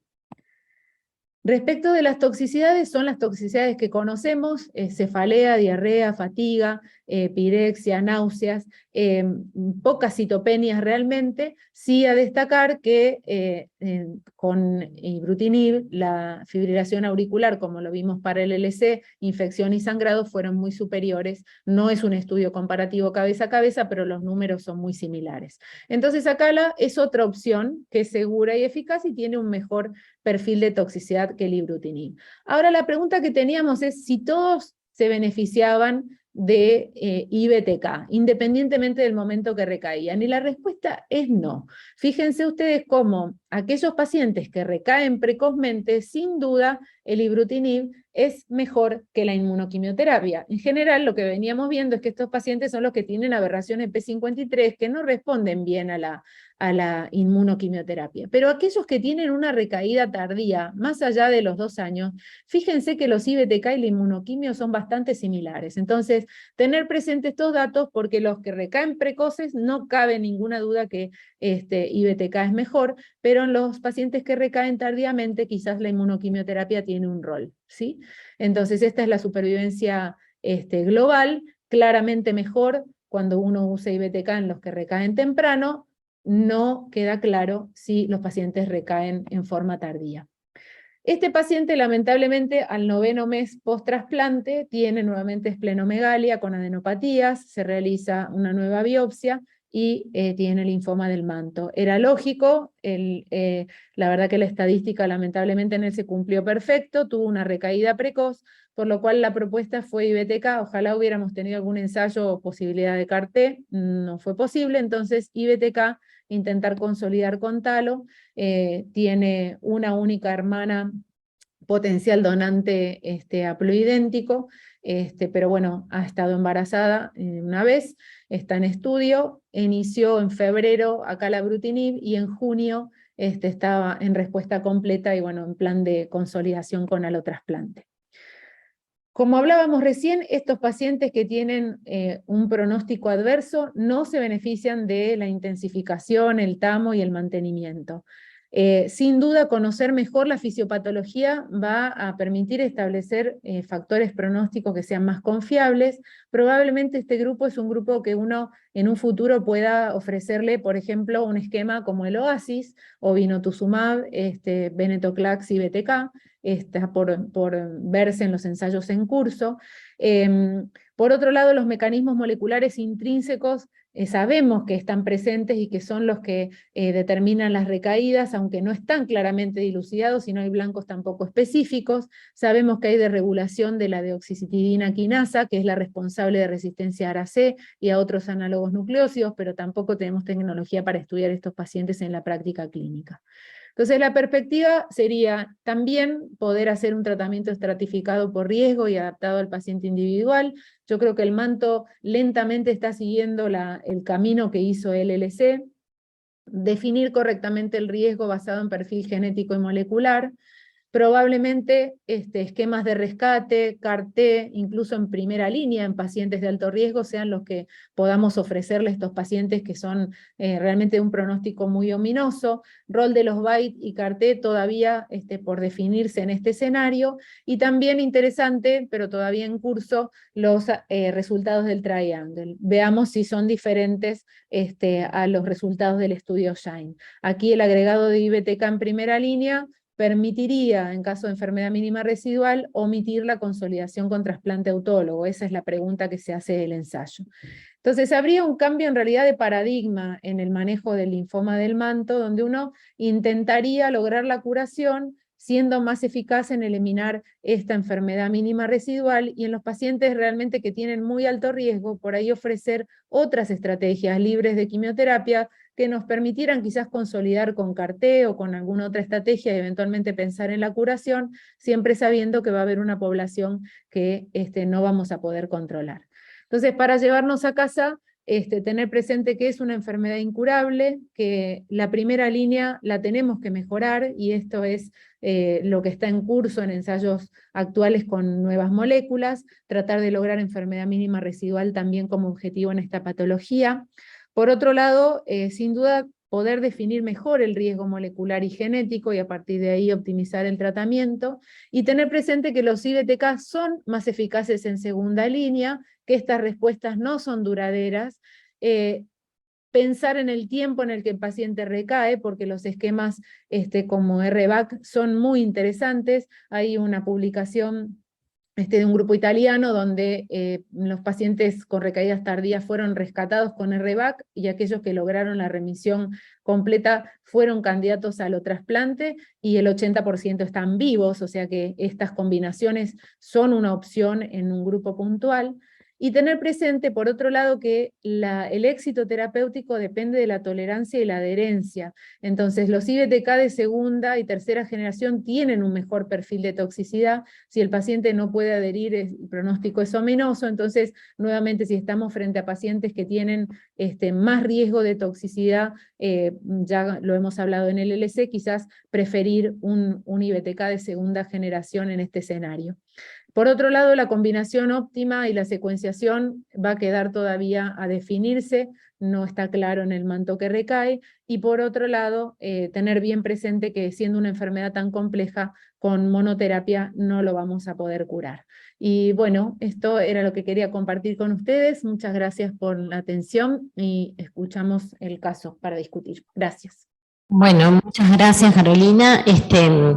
Capaz que mientras ponemos el caso te hago Una pregunta es si hay datos de acalabrutinib y compromiso del sistema nervioso central, sobre todo pensando Hay reportes de casos. El acala, igual que el ibrutinib, pasan barrera hematoencefálica.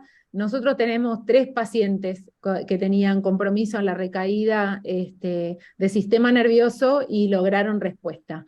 Así que, digamos, no hay... Se excluyeron estos pacientes de los ensayos, por supuesto, pero bueno, hay evidencia a través de reportes de casos que hay buena concentración y que pasan la barrera hematoencefálica. Así que sería una opción para tratar pacientes que tuvieran enfermedad del sistema nervioso central también. La lena también, por eso es una opción también terapéutica. Bárbaro, muchas gracias. Ahora te presenté. No presenté a la doctora Sabrina Herrera, igual la conocen todos, pero ella no, así que Sabrina es asistente acá de la cátedra de hematología y bueno, también trabaja en nuestra policlínica de síndromes linfoproliferativos y bueno, nos va a presentar un caso. Bien. Este es un paciente de sexo femenino, 79 años, que tiene como antecedentes personales, es una hipertensa en tratamiento con IECA, una diabetes no insulina requeriente en tratamiento con metformina, con un buen control metabólico y una hipotiroidea en tratamiento con T4. La paciente tiene un ECOG 0 y un excelente estado general, debuta en mayo de 2020 con un linfoma del manto, con un linfoma del manto KI67 de 25%, un estadio 4A con médula positiva, bulky, con un NIPI de alto riesgo.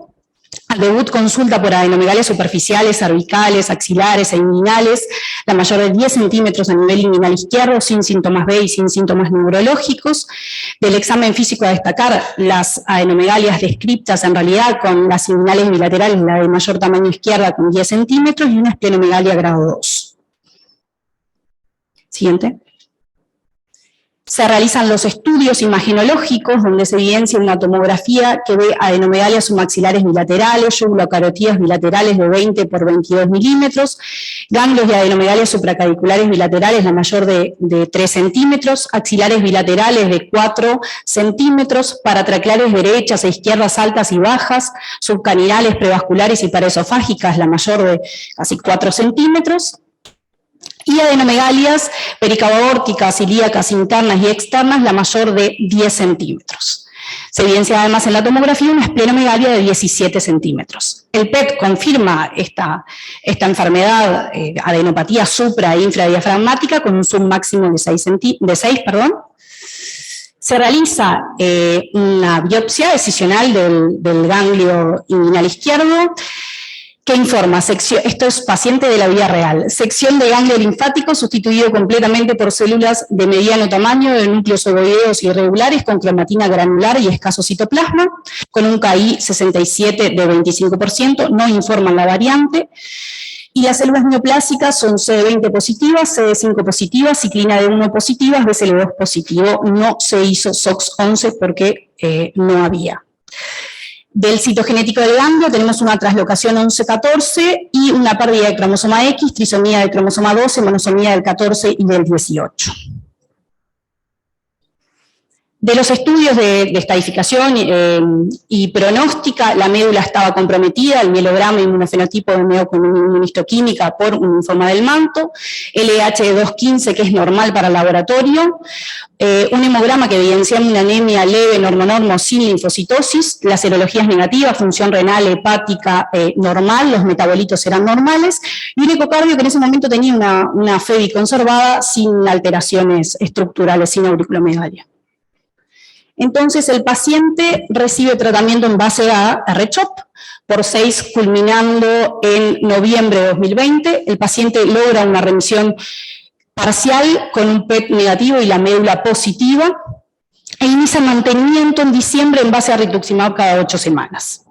El paciente viene bien, tolera bien el mantenimiento sin complicaciones y ahora este año en abril 2022 tiene una franca progresión clínica con aumento de las adenopatías.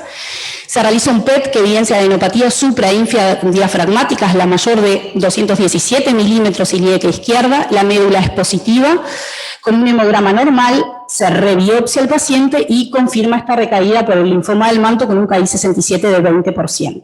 Las serologías virales en este momento son negativas, un ecocardio que se mantiene con una FEBI conservada y una aurícula izquierda levemente dilatada, y se realiza consulta con cardiología, siendo el paciente apta para ibrutinib. Es importante decir que en nuestro país el ibrutinib en realidad en recaída para manto se encuentra cubierto por el Fondo Nacional de Recursos, y es por esto que se inicia tratamiento en base de ibrutinib, 560 miligramos, en mayo de 2022 con una excelente tolerancia, sílisis tumoral, un hemograma normal y una tomografía en remisión completa post-tercer ciclo. Lo cierto es que la paciente sigue con un excelente estado general, pero lo que agrega en la evolución es una dificultad en el control de las cifras de presión arterial. La paciente venía cumpliendo bien el tratamiento, viene cumpliendo bien la dieta, pero actualmente está con requerimiento de 3 drogas. Entonces, un poco en lo que respecta a esta paciente, la duda es, frente a la respuesta a BTK, porque la verdad es que está en remisión completa con ibrutinib, pero con un efecto adverso que en principio adjudicamos sea secundario al ibrutinib, si cambiaría a otro BTK, si utilizaría calabrutinib, si utilizaría zanubrutinib, lenalidomida, rituximab, o cómo manejaría esto.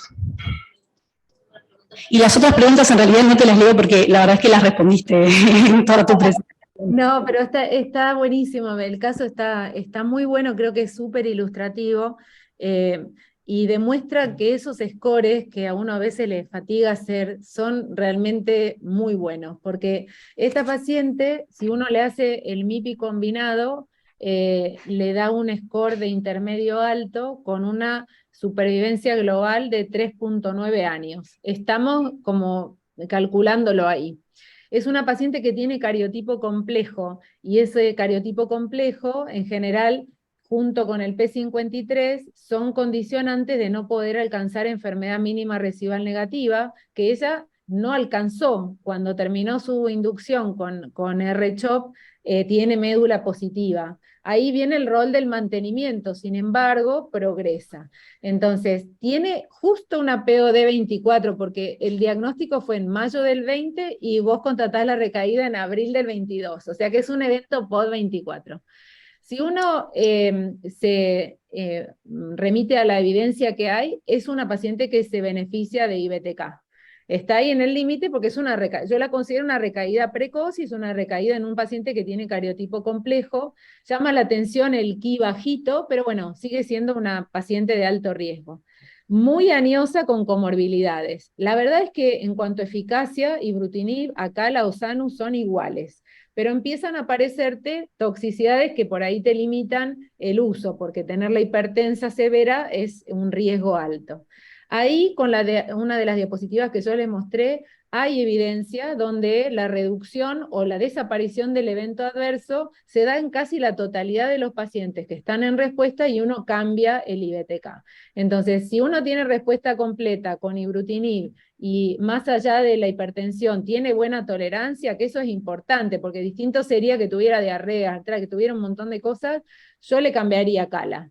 Acá la Ozanu, lo que dispongan, la verdad es que el perfil es bastante similar. Ojo con hipertensión, porque el zanubrutinib tiene incremento de hipertensión, que acá la no. Entonces, siendo que este es el evento adverso, digamos, que se presentó, yo la rotaría a calabrutinib. Si hubiera recaído un poquito más tarde, RVAC es una opción. El RVAC con dosis de ARA-C de 500, incluyó pacientes hasta 94 años. Entonces, hubiera sido una opción de inmunoquimio. Ahora, esta señora, si yo no anoté mal, debutó a los 79, tiene 81. Entonces, el objetivo, a ver, el objetivo, está bien el trabajo, digamos, académico de ver qué uno le daría, pero cuando te toca volverlo al paciente está claro que yo a esa inmunoquimio no le haría.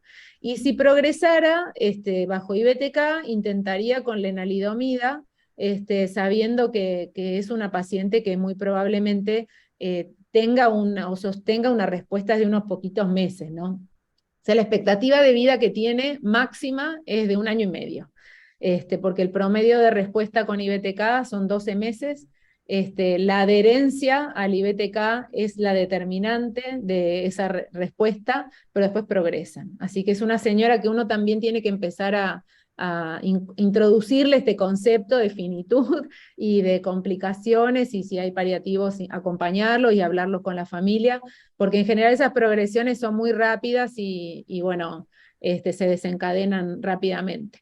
Pero es buenísimo el caso para reflejar todo esto que estuvimos hablando y ver cómo justo es el grupo de pacientes que uno predice que esto va a pasar y pasa.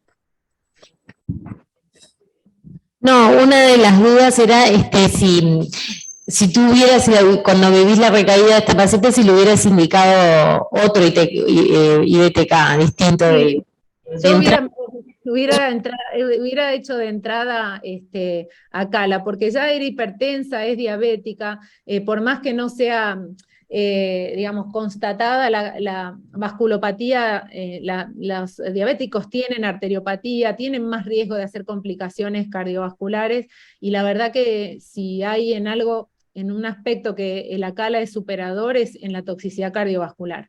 Entonces, si yo tuviera los dos, en ella hubiera elegido la primera línea con ACALA. Y no hubiera elegido sanubrutinib, por esto que te digo, porque en los estudios actuales el SANU aumenta la hipertensión. Entonces, pudiendo elegir entre los tres, creo que hubiera elegido acalabrutinib. Perfecto, gracias. Y yendo más para atrás, en primera línea, en realidad, en un paciente que no es candidato a trasplante, porque a mí siempre me genera esa duda. ¿Eligen R-CHOP, R-mantenimiento, o hacen VENDA-R, o hacen BR-BCAP? El R-CHOP a los 79 puede ser bastante difícil. Esta era una señora que, yo no sé la FEI, pero digamos, entiendo que si se bancó los 6 ciclos de R-CHOP era porque estaba bastante bien. Hay veces que uno puede hacer el CHOP en dosis plena, si no se puede hacer es un problema. En esos casos uno elige R-Venda, y nuevamente destaco la importancia del BR-CAP, porque si es apto para antraciclinas, la verdad es que es superior al R-CHOP, y no tiene toxicidad diferente, porque, digamos, es básicamente la neuropatía la misma que la que te da la vincristina. Así que esa opción me parece interesante en los pacientes que son aptos para inmunoquimio, pero que no son aptos para tratamiento intensivo. ¿Y hacen mantenimiento post-VENDA-R? Sí. Eso hay algunos ensayos que demuestran el beneficio, ¿no? Al principio, hace como 6 o 7 años atrás, no estaba claro, pero sí... sí hacemos mantenimiento. Me queda una pregunta, la última, del tintero, en lo que respecta a la profilaxis infecciosa con acalabrutinib.